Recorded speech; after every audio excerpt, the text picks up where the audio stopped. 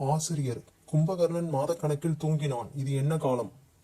மாணவன், அது கொசுவே இல்லாத காலம் சார். மாணவன் 1, வர வர நம்ம டீச்சருக்கு ஞாபக மறதி அதிகமாயிட்டே வருது. மாணவன் 2, எப்பட்றா சொல்ற? மாணவன் 1, திருக்குறளை நம்ம டீச்சரே போர்டுல எழுதிட்டு இதை எழுதியவர் யாருன்னு கேக்குறாங்க. மாணவன், கடவுளே, எப்படியாவது நியூயார்க்கை இந்தியா தலைநகரமா மாத்திரு. ஆசிரியர், ஏன்டா அப்படி வேண்ட? மாணவன், ஏன்னா நான் அப்படித்தான் பரீட்சையில எழுதியிருக்கேன், அதான். ஆசிரியர், 10ஆம் நூற்றாண்டில் உலகம் எப்படி இருந்தது?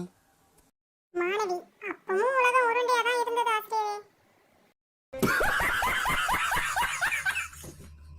ஆசிரியர், பசங்களா, நாம உயிர் வாழ்றதுக்கு ரொம்ப தேவையான ஆக்சிஜனை 1773 தான் கண்டுபிடிச்சாங்க.